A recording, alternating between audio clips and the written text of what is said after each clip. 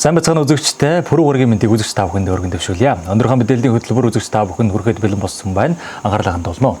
Ингээд та бүхэндээ хинтээ хөтөлбөрсөн мэдээллүүдийг танилцуулъя. Эхний мэдээ.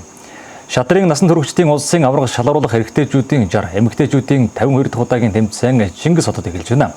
Энэ удаагийн тэмцээнд 12 аймаг, клуб, академийн эрэгтэй 12, эмэгтэй 12, нийт 24 Монголын элит шилдэг тамирчид оролцож байна.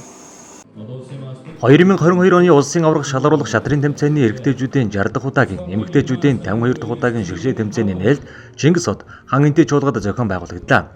Энэхүү тэмцээнд их мастер цолтон 6, олон улсын мастер цолтон 6, дэлхийн шатрын холбооны мастер цолтон 8, дэлхийн шатрын холбооны дэд мастер цолтон 3 оролцож байна.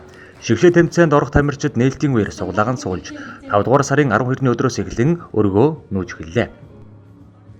За манай шатрын шатар соногчтой хамгийн том тэмцээн болох одоо насан туршидтын шигшээ тэмцээн маань одоо хинтэд 2 дахь удаага зохион байгуулагдах гэж байна. За энэ бол одоо чансаа болоод одоо энэ жилийн тэмцээний бас онцлог гэвэл одоо энэ эхний 5-д орсон шатарчд маань одоо энэгтэйг улс зохион байгуулагдах олимпиадад оролцох эрх авахаар бас маш чухал тэмцээн байгаамаа. Тэгээ энэ тэмцээнд бол одоо ингээд Монгол улсын өнөө цагийн одоо 24 шиддэг шатарчд 11 өдрийн турш оюун ухаан ахвалсан байгаа сориход бэлэн болоод байна. За бэлтгэл байдалтай хэр танилцуу, зохион байгуулалтыг яаж хийж байгаа харагдаж байна. За мөн одоо Хинтээ аймагт 2 дахь удаа гэдгээр их онцлог байна. Бусад орон нутгуудад ер нь хэрхэн яаж зохион байгуулагддсан болоо? За ер нь шатрын холбооноос бас нэг зорилт тавь ажиллаж байгаа. Энэ шатрыг бол бас орон нутагт одоо төвийн дэлгэрүүлэх гэдэг зорилго тавьсан. Энэ хүрээнд бол одоо бас өсвөрийн улсын авраг маань Багнуур хотод амжилттай зохион байгуулагдсан. За мөн Ахмадын улсын авраг шалгаруулах тэмцээн маань Дундгой аймагт зохион байгуулагдсан. За одоо ингээд насан туршидтын улсын аврагын тэмцээн бол одоо зохион байгуулалт өндөр түвшинд одоо Хинтээ аймагт одоо зохион байгуулагдах гэж байна. Тэгээд энэ тэмцээний одоо бол цар болоод 2 дугаарт оролцогчдын бол чансаа бол бас их өндөр байгаа нь бас харагдаж байна энэ тэмцээнээс. Нээлтийн үйл ажиллагаанд улсын их хурлын гишүүн, улсын хурлын ёс зүй сахилга хариуцлагын байнгын хорооны дарга Батэрдэн, улсын хурлын гишүүн Идэрбат, аймгийн иргэдийн төлөөлөгчдийн хурлын дарга бөгөөд Хинтээ аймгийн шатрын зөвлөлийн дарга Хэрлэн Чулуун, аймгийн засаг дарга Чогсомжов, ерөнхий ивент идэвхжиж Форм Транспорт компани захирал одон туул тэргүүтээ зочид төлөөлөгчд, Хинтээ аймгийн засаг даргын дэргэдэх агентлагийн дарганаар хүрэлцэн ирж тэмцээнд оролцож буй 12 аймаг, клуб, академийн эрэгтэй 12, эмэгтэй 12, нийт 24 Монголын элит шилдэг тамирчдад хүндэтгэл үзүүллээ. Хинтээ аймагт энэ шатрын улсын авраг маань 2 дахь удаа болж байна. Өмнө нь бол одоо Монгол улсын ерөнхий сайд одоогийн манай оюутан сайдын маань Ивэлдэр дадал сум зохион байгуулагдсан. Өнөөдөр бол одоо Хинтээ аймгийн Чингис хотод зохион байгуулагдж байна. Тэгээ өнөөдөр Чингис хотод энэ улсын аврагын өндөр чансаатай, хариуцлагатай энэ тэмцээнийг авахд бас манай Бочрит сумын уугуул одоо одон туул гээд эмэгтэй маань ивент итгэж тэгээ тэр ивент гэсэн тэмцээнээ орон нутгатаа Хинтээтэй авъя гэдэг ийм одоо шийдвэрийг гаргаснаар бол бид нар бас өнөөдөр авах юм нөхцөл боломж бас бүрдэж байгаа. Тэгээ яг өнөөдөр бол хамгийн гол нь одоо тэмцээн уралдаан зохион байгуулахаасаа илүү түүхэн аялал жуулчлалын бүс нутаг учраас бид нар энэ одоо шатрын спортоор дамжуулаад энэ шатрын спортыг өнөөдрийн шатрын улсын аваргыг бол одоо Монгол улсын өнцөг булан бүрээс хүмүүс сонирхож харж байгаа. Магадгүй зөв дэлхийн хэмжээнд ч бас зарим одоо хүмүүс бол одоо сонирхож байгаа юм одоо байгаа. Тийм учраас энэ шатрын спортоор дамжуулаад нутаг орныхоо энэ аялал жуулчлалын одоо сурталчилан таниулах ийм бас боломж болж байгаа гэж харж байгаа. За тэгээ энэ тэмцээний бас онцлог нь эрэгтэй эхний 5, эмэгтэй эхний 5 нь дэлхийн одоо олимпиадад орох эрхээ авах юм билээ. Тийм учраас энэ удаагийн тэмцээн бол илүү одоо хариуцлагатай ийм тэмцээн болж байгаа. За нөгөөтэйгүр Хинтээ аймаг одоо оюунлаг хинтэйчүүдийг одоо олноор бий болгох гэдэг энэ урайлага хөтөлбөр маань үргэлжлэн явж байгаа. Тэгэхээр энэ одоо их мастеруудыг энэ мундаг одоо тамирчдыг яг газар дээрээс нь дэрэгдээс нь үзэж харах сонирхох шатрын одоо спортыг сонирхож байгаа хүүхэд багчууд залуучууд маань харах ийм одоо сайхан боломж нөхцөл бас бүрдэж байгаамаа. Тэгээд энэ одоо тамирчид маань бол одоо бас манай Хинтээ нутагт ирж энэхүү одоо 10 хэд хоног тэмцэлдэж оюун ухаанаа уралдуулах ийм одоо цаг хугацаа өнөөдрөөс эхэлж байна. Тэгээ бид нар бол одоо бэлтгэл ажлын хувьд бол орон нутгийн одоо шатрын холбоо, дээрээс нь Монголын шатрын холбоо, тэгээ манай төр захиргааны байгууллагууд ч гэсэн сайхан дэмжиж бэлтгэл бэлэн байдлыг бол одоо бүрэн одоо хангасан гэж ингэж үзэж байгаа тийм. Тэмцээний ивент идэвхж Бажирет сумын угуул одон туулд талархал гардуулж Монголын шатар хан хэдийгэн сурталчлах үйлсэд ихээхэн хувь нэмрэн оруулж буйг үнэлж Монголын шатрын холбооны ерөнхийлөгч Гурванбаатар дэд ерөнхийлөгчөөр батламжилсан бол аймгийн засаг дарга Чогсомжов Хинтээ аймгийн хүндэт тэмдгээр шагналаа. Биеийн тамирын улсын хорооны даргын шийдвэрээр Зоригт Баатар Базарагч нарт спортын мастер цол олгосныг улсын хурлын гишүүн Идрөт гардуулан өглөө. Дараагийн мэдээ Хинтээ аймгийн модны тарьц суулгац ногооны үр үрсэлгээ хөдөө аж ахуйн тоног төхөөрөмжийн өргөтгсөн үзэсгэлэн худалдааг зохион байгуулах харуулж нээлтийн үйл ажиллагаа хийлээ. Энэхүү үзэсгэлэн худалдааг мод тарих улирал ихсэнтэй холбогдуулан иргэдийг модны тарьц суулгацаар хангах зорилгоор хийж өгмө. Хинтээ аймгийн Хэрлэн сум Тэрбүү мод үндэсний хөдөлгөөний хүрээнд эко хот эрүүл орчин модны тарьц суулгах зөв үрсэлгээ хөдөө аж ахуйн тоног төхөөрөмжийн өргөтгсөн үзэсгэлэн худалдааг санаачлан зохион байгуулж байна. Хэрлэн сумын Тэрбүү мод үндэсний хөдөлгөөний хүрээнд энэ жил 60 мянган модыг иргэд албан байгууллагын оролцоотойгоор тарихаар болоод байгаа байлаа. Тиймээс мод тарих улирал ихсэнтэй холбогдуулж иргэдийг модны тарьц суулгацаар хангаж мэдлэгийг дээшлүүлэх үүднээс энэхүү үзэсгэлэн худалдааг зохион байгуулахаар болсон байна. Үзэсгэлэн худалдаа 5 дугаар сарын 10-наас 14-ний хооронд үргэлжлэх бөгөөд өнөөдөр 10 сар нээлттэй нээлтийн үйл ажиллагаанд Хинтээ аймгийн засаг дарга Чогсомжов болоод Хэдэн сумын засаг дарга Шүрэн цэцэнээр оролцож мод тарих байгууллагын зарим төлөөллүүдэд орон нутгийн зүгээс дэмжиж буйгаа илэрхийлэн 200 тарьцыг гардуулан өглөө. Монгол улсын ерөнхийлөгч маань нэгдсэн улсын байгууллагын энэ дээрээс бас энэ цагуурын уур өмсгөлтэй холбоотойгоор бол Монгол улс Тэрбүү мод тарина гэж амласан. За энэ Тэрбүү модны үндэсний хүрээнд бол бид нар Хинтээ аймаг нь 30 сая мод тарихаар болсон. За тэр тусмаа Хинтээ аймгийн Хэрлэн сум маань 6 сая модын тарина. Ингээд бид нар Хэрлэн сум дээр зохион байгуулж байгаа энэ арга хэмжээ маань бол Хинтээ аймгийн засгийн хамгаалалт газартай хамтраад зохион байгуулж байгаа хойдлын сумдуудынхаа ой ангиудыг бол авчираад энэ иргэдтэй байгууллагатай тарьц суулгацаар хангах энэхүү арга хэмжээг бол зохион байгуулж байгаа. Үүнээс гадна бид нар бас жимсний мод тарихтай одоо эмийн урмуудын мод тарих за цаашлуул бид нар бас ногоочтойгоо бас энд хамруулж байгаа ногооныхоо үр суудагцыг хүртэл ингээд 4 хоногийн хугацаанд бас иргэдтэй үйлчлэгийн арга хэмжээ зохион байгуулж байна. Ер нь л яг зөвөр жил үрэл одоо Монгол улс даяар бол мод тарих хөдөлгөөн бол өргөндөг шүү дээ. Тэгээ энэ жил бол бас онцлог Монгол улсын ерөнхийлөгч нэгдсэн үндэсний байгууллагын энэ төр дээрээс Монгол улс бол одоо энэ дэлхийн цаг агаарын одоо өөрчлөлт байгаль экологийн тэнцвэртэй байдлыг бий болгохуднаасаа бол тэр мод тарина гэдэг ингээд сайхан уриалга дэвшүүлсэн. За энэ уриалгын хүрээнд бол одоо аймаг сумдууд бол тарих одоо модны төлөвлөгөө авсан байж байгаа. Манай Хэрлэн сум бол 2030 он хүртэл бол 6 сая мод. За энэ жилийн үед бол 60 мянган мод тарихаар ингэж одоо хуваар авч төлөвлөгөө аваад ингээ ажиллаж байна. За мөн одоо бас энэ ажлыг бол одоо бас Монгол улсын иргэн бүр биелүүлэх ёстой. Тэгэхээр бид бүхэн бол аж ахуйн нэгж албан байгууллагуудаа бол ойр орчимдаа одоо эко ногоон байгууламжийг одоо нэмэгдүүлж энэ Монгол улсын ерөнхийлөгчийн санаачилсан ажлыг одоо дэмжиж хамтарч ажиллаа гэсэн ийм чиглэлээр бол албан тоот одоо энэ удирдамжуудыг өгчөөд байж байна. Айл өрхөдөө бол хашаандаа сайхан амьдрья гэдэг ингээд айл өрх бүр одоо 5-аас дээш мод тарья гэдэг ингээд уриалцсан байж байгаа. Эко ийм өдөр байх юм аа. Айл өрх бүр албан байгууллага модоо тарьсан. За тэгээ байгаль экологоо бохирдуулаад байгаа. Энэ одоо гялгар уутыг байгаль бохирдуулж хог болгож хаяггүйгээр одоо худалдан авах ажлыг зохион байгуулж байна. Тухайлбал бид нар 1 кг уутыг нэг суулгац. За 1 кг одоо PVC савыг 300 төгрөгөөр за тэр батарей яг бол бид нар 10 ширхэг батарейг бол нэг нарийн ногооны үрсэлгээгээд энэ байгаль экологийг одоо бохирдуулаад байгаа эд зүйлсийг бид нар бол мод болгож ногоо болгож одоо иргэдээ бас одоо энэ хогоо английн ялгах байгаль экологоо бохирдуулахгүй байх тал дээр нь бол арга зүйн одоо зөвлөмж мэдээлэл өгсөн ийм ажил арга хэмжээ зохион байгуулагдаж байна. Тус үзэсгэлэн худалдаанд Бачирет Бэндэр Өмнөд Хэр сумын сум дундын ой ангиуд болон Хэрлэн сумын мод үржүүлгийн үйл ажиллагаа эрхэлж байгаа байгууллага аж ахуйн нэгжид оролцож модны тарьц суулгах хүнсний ногоо жимсгний үр үрсэлгээ худалдан боловж байгаа юм а. Үүнээс гадна үзэсгэлэнгийн үеэр банкуд иргэдэд ногоон зэлийн мэдээлэл өгөх хөдөлмөр халамж үйлчилгээний газраас ногоо ажлын байр хөтөлбөрт иргэдийг бүртгэж байгаа бол 1 кг гэлгаруутыг нэг модны суулгацаар 1 кг PVC савыг 300 төгрөгөөр ашиглахгүй байгаа зай батраг ногооны үрээр авах эко худалдаанууд явагдаж байна.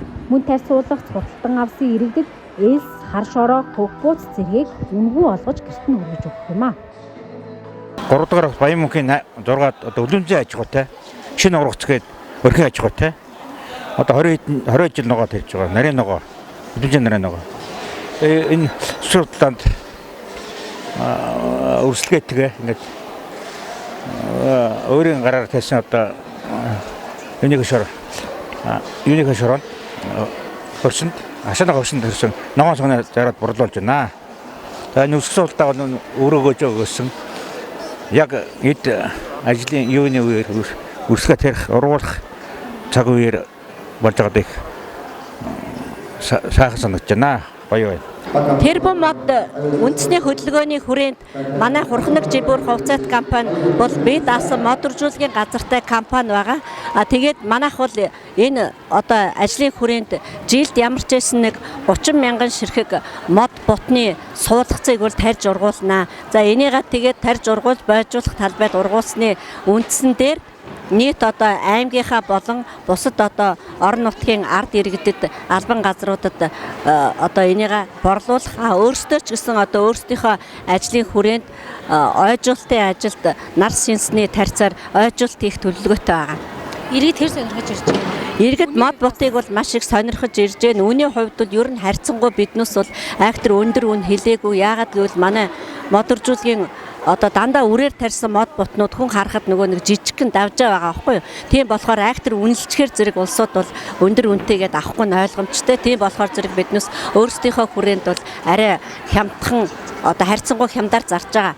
Тэрнээс биш одоо нэг модыг тарьж ургуулна гэдэг бол маш их өндөр одоо өндөр үр зардал ашиг зардал их гардаг байгаа тийм ээ. Тийм болохоор зэрэг энийг бас бодолцсны үндсэн дээр одоо модоо ямар ч байсан бүр айхтар хямд зарж чадахгүй ингээд одоо иргэдийн аль болохоор хүсэл сонирхолтой нийцүүлээд үнэлж байгаа. Хинтээ аймаг Монгол улсын ерөнхийлөгчийн санаачилсан тэрбум мод үндэсний хөдөлгөөнийг дэмжиж 2030 он гэхэд 30 сая модыг тарьж ургуулахар төлөвлөсөн. Таригдах модны 80%-ийг ойжуулалтаар 20%-ийг төв суурин газрын ногоон байгууламжийг нэмэгдүүлэх байдлаар бүрдүүлэх юм.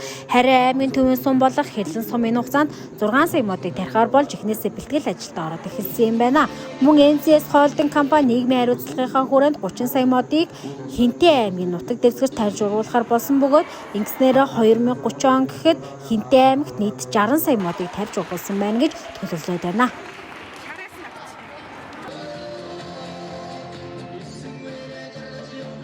Дараагийн мэдээ. Хинтээ аймгийн соёл урлагийн газраас 4-р сарын 4-ний өдөр өв соёл үндэсний бахархал сарын аяныг зарлаж нээлттэй хийж өгсөн. Тэгвэл аяны турш хийгдсэн ажлуудаа дүгнэж хаалтын үйл ажиллагаагаа зохион байгууллаа.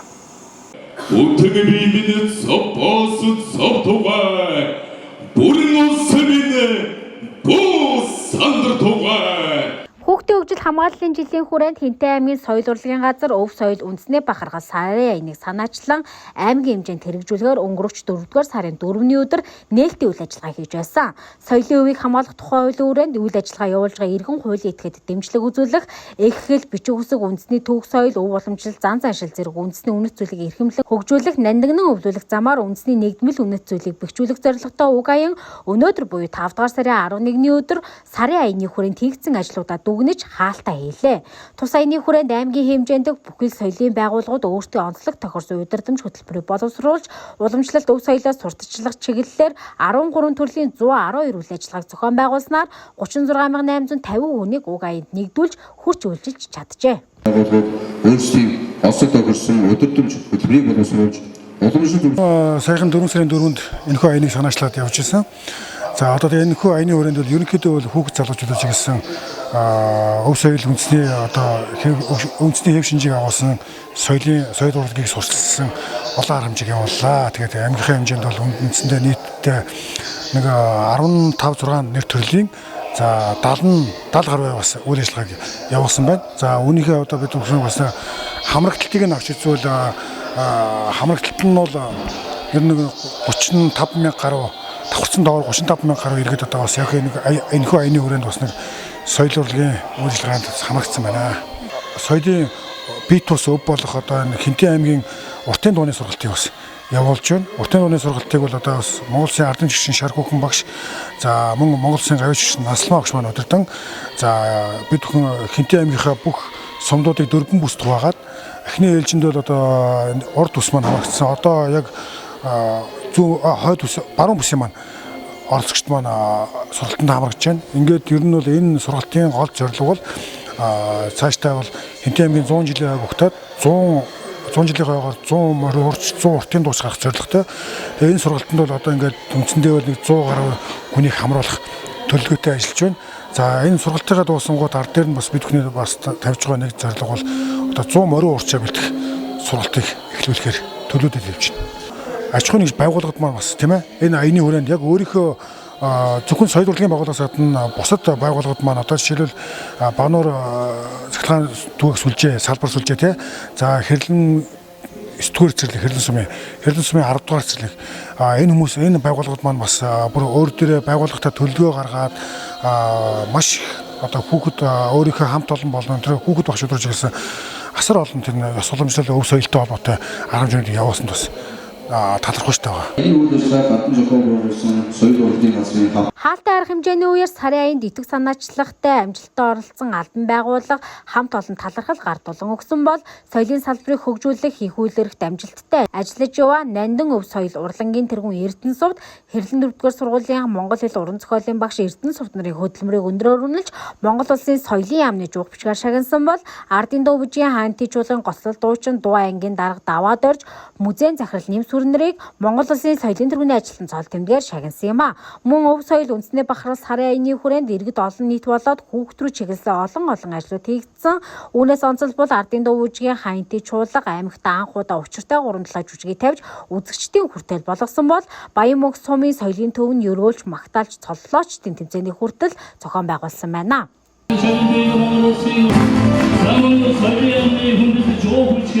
Өв соёл үндэсний бахархал аяны хүрээнд за Баян мөнх суманд за эрүүлж магтаалч ардын билег зүйч тусангийн агуун жамбал нэрмжт аймгийн одоо магтаалч цолчдын уралдааныг бид бүхэн аймгийн соёл урлагийн газар за аймгийн эрүүлж магтаалчдын холбоо одоо хамтран одоо Баян мөнх сумын соёлын төв санаачлан зохион байгуулсан. Энэхүү уралдаан бол бас өв соёлоо өвлөө уламжлагчдаа нэгэн одоо шинээр нэгэн илрүүлсэн энэ сайхан уралдаан болсон. Энэ уралдаанд бол бас олон сумын 6-7 сумын одоо 36 авьяастан ардын авьяастан оролцсон. За энэхүү уралдаан бол бас сайхан болж өндөрсөн. Энэхүү уралдаанд бол бас 3 насны ангилаар зохион байгуулагдсан. За хүүхдийн 7-оос 12 нас, за 13-аас 17 нас, за насанд хүрэгчдсэн одоо ангилаар зохион байгуулагдсан. Манай энэ аймгийн Баян мөнх сумд зохион байгуулагдсан уралдаан маань бол энэ 6 сарын одоо 8-9-нд Хинтээ аймгийн Чингис хотноо зохион байгуулагдах улсын ерөөлч магтаалчдын одоо агуун жамбалын нэрмжит энэ наадмын одоо урьдчилан сорилго болсон ийм одоо сайхан уралдаан тэмцээн болсон. Энэ одоо уралдаанд манай Баян мөнх сумд болсон энэ агуун жамбалын нэрмжит магтаалчдын уралдаанд одоо улсын уралдаанд оролцох 20 одоо эрхийг одоо ардын авьяастуудаа бас олгосон байгаа. Энэхүү аяныг зохион байгуулснаар хүүхэд залуучуудад уламжлалт өв соёлоос сурталчлах, хайрлан хамгаалах, хөвлөн авч үлдэхэд маш том ойлголтыг өгсөн чухал арга хэмжээнүүд болсон гэж оролцогч байгууллагууд болоод зохион байгуулагч нар үзэж байгаа юм а. Мөн зөвхөн аяныг хүрээнд хязгаарлагдахгүй их түүх уламжлал, ёс заншлаа сурталчлан таниулах, иргэдэд соён гэгэрүүлэх ажлаа үргэлжлүүлэн олон шинэлэг ажлуудыг санаачлан хийнэ гэдэг аймгийн соёл урлагийн газраас хэллээ. Тэгвэл Хинтээ аймгийн соёл урлагийн газрын дараагийн төлөвлөлийн өгчүүд томоохон ажил бол хаан Хинтээ нутгийн 100 жилийн ойгогтож 100 морин хуурч 100 уртын дуучин бэлтгэхээр бэлтгэл ажилдаа аль хэдийн ороод байна. Олон улсын совилогчдын өдрөөр Хинтээ аймгийн эрүүл мэндийн салбарынхан совилхон тусламж үйлчилгээний чанар аюулгүй байдал өрөөнд ор тэмдэглэж байна. Хинтээ аймгийн хэмжээнд 450 орчим совилогч ажиллаж байна. Мөн энэ үеэр аймгийн засаг дарга Чогсомжов эмэгтэйчүүдийн тасгийн совилогч анх чимэгт өргөө цагаан гэрийг гардуулан өгсөн юм а.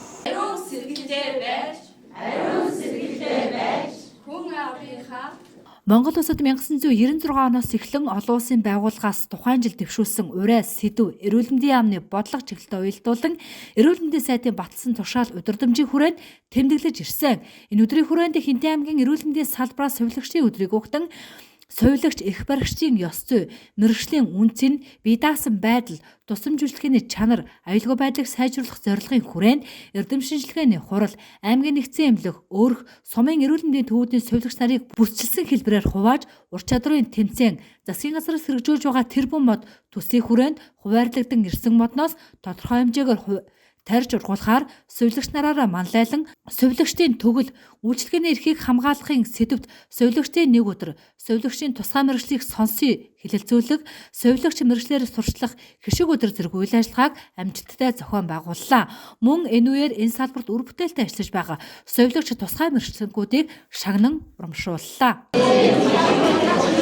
одоо ковидын цардахлын 2 жилд бол манай төлөв тодорхой мэргэжилтэн бол ууггүй хөдөлмөрлж ирсэн. Хамтдаа одоо энэ ковидын цардахлыг давж туллаа. Тэгээд Хинтээ аймгийн бас төлөв тодорхой мэргэжилтнүүд өнгөрсөн одоо жилүүдэд цовлогчийнхаа баярыг огтож нэлээд ажил хийглээ. Одоо бүсчилсэн ур чадварын тэмцээн урд бүс, хойд бүс, баруун бүс, зүүн бүс гэдэг бас ур чадварын маань тэмцээн явууллаа.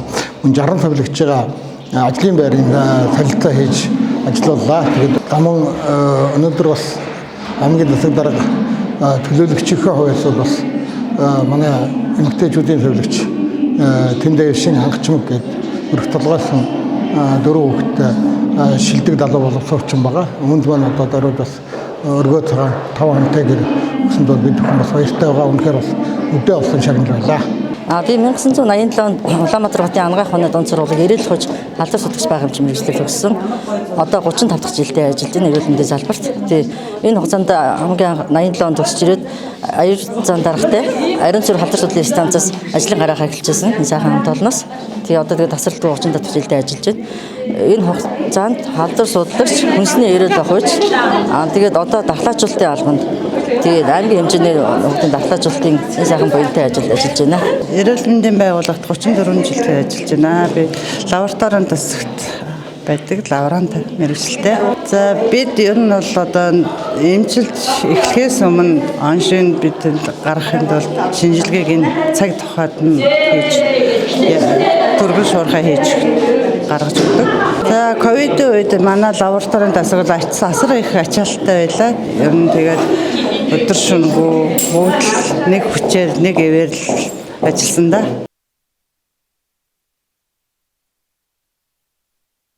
За нэгдсэн эмнэлгийн эмэгтэйчүүдийн тасагт үр бүтээлтэй ажиллаж байгаа залуу сувилагч анх чимэгт аймгийн засаг дарга бөгөөд 4-р багаас аймгийн эрдэнэ төлөөлөгчийн хуралд сонгогдсон Сэндижавын Чогсомжав төлөөлөгчийнхөө зүгээс өргөө цагаан гэрийн дэмжлэг үзүүлж өнөөдөр түүнд гардуулж өглөө.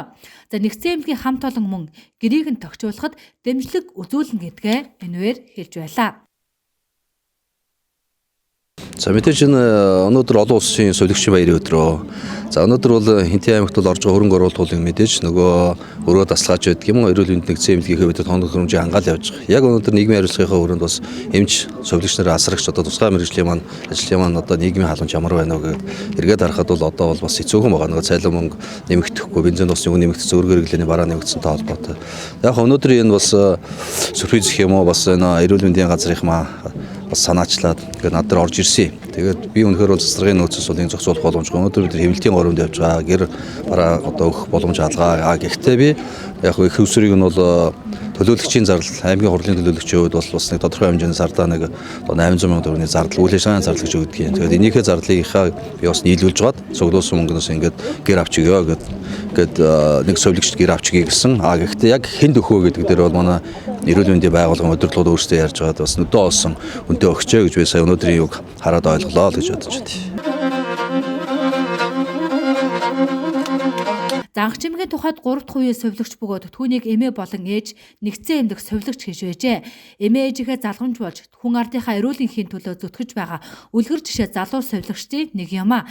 Тэрээр 4 хүүхдийн хамтаар амьдардаг бөгөөд түүний нийгмийн асуудлыг шийдэж гинтийн бэлэг барьсанд хамт олон аймаг болон эрүүл мэндийн газрын удирдлагуудад талархаж байгаагаа энхүү илэрхийлж байна. Жам тэгсэн шүү гэж өгөө. Би гэртээ амарж авах хугацаанд хүртэл за би одоо сувилгын мэргэжлэр 4 дахь жилдээ эмэгтэйчүүдийн тасгийн сувилагч хийж байна. Үнэхээр маш их таалагдж байна. Бүр үнэхээр вау гайхалтай сюрприз байлаа. Би тэгээд хизээч юм гинтийн бэлэг аавна гэж бодож байгаагүй. Тэгээд сэтгэлээ айгүй хөтлөж байна. Манай эмээ маш олон жил эрүүл мэндийн салбарт ажилласан. Ажлаа төтөртэй гараад одоо хотод бас амьдардаг. Тэгээ манай ээж болохоор Дорноховын анагаах төгсөөд яг 2008 он хүртэл сувилагчаар 4 жил гарan ажиллаа. Тэгээ би өөрөө 2015 онд сувилгын мэргэжлэрээ төгсөөд тэгээд бас 2 жил гэртээ өмжиж байгаа. Яг 18 онд эмэгтэйчүүдийн тасагт анх ажилд орж исэн.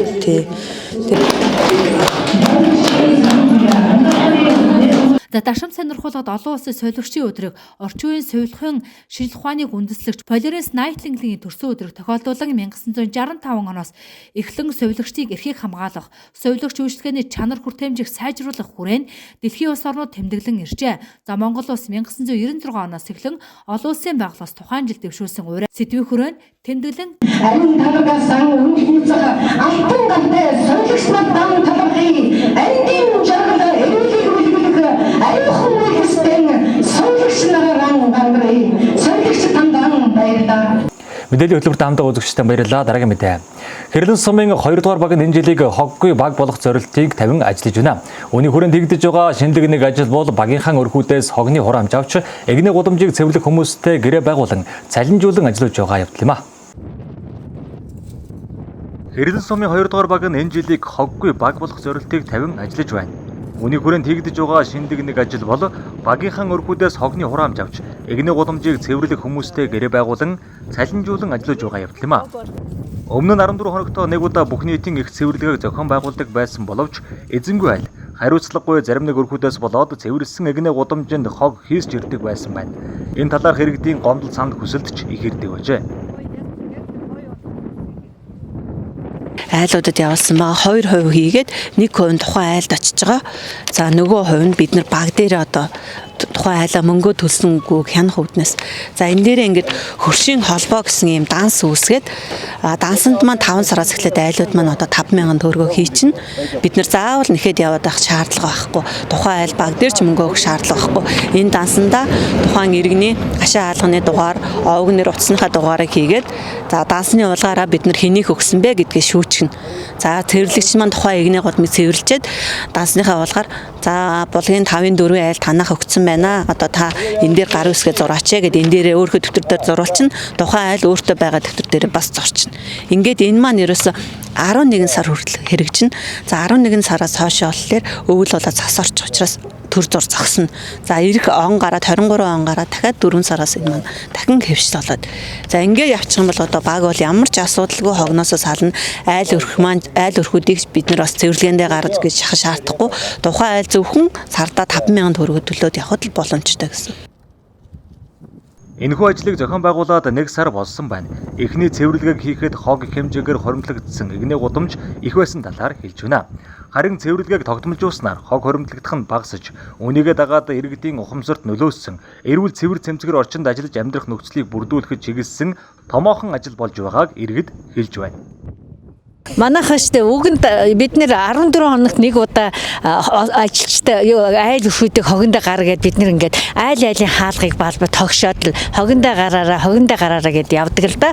Тэгэхээр зарим нь гараа зарим нь гарахгүй галсан нэгнийхэн цэвэрх нь гараагүй нэг нь хог нь хийсээд тэгээд байдаг болохоор бид нэр одоо 2 дугаар баг хоггүй хамт олон болъё гэж одоо юу яаж байгаа. Айл болгоноос 5,000 цаас авч цэвэрлэгч гаргаж ажиллуулад ингээд эхлээд явж байна л да. Тэгээ манай өлзөйтийнхэн бол их сайн дэмжиж байгаа.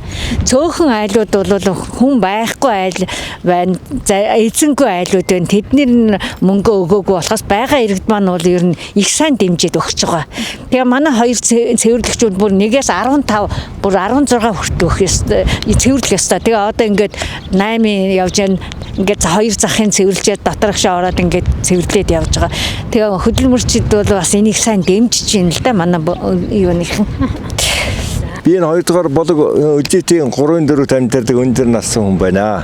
Тэгээ одоо энэ манай 2 дугаагийн үйл ажиллагаа явуулж байгаа нь хогны цэвэрлэгээ энэ одоо мөнгө хурааны хогд ажиллаж байгаа улсууд одоо их сэтгэлтэй сайхан ажиллаж байна. Багийн дарга одоо энэ одоо юуны эсхий ахлагчнаар маш сайхан ажиллаж байгаа. Энийг цааш нь үргэлжлүүлээд аймаг орон нутаг энийг хэвшүүлээд цааш нь үргэлжлүүлээд урайж ажилламаар байна гэдгийг одоо Ахмад насны өндөр насны үед 2 дугаагийн иргэн үед хэлмээр байна.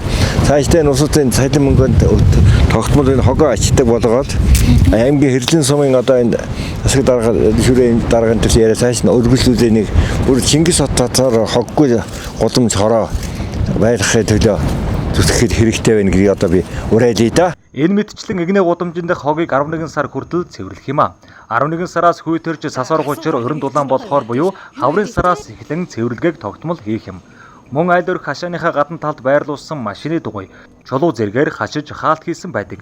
уг нийтийн эзэмшлийн талбайг зориулалтын бусаар ашиглах явдлыг таслан зогсоох ажлыг мөн хийн гэлээ. Өнөөдрийн мэдээллийн хөтөлбөртэй хамт байсан үзэгч та бүхэндээ баярлалаа. Дараагийн мэдээллээр эргэн уулзтлаа. Түр баяр тавь үзэгчтэй.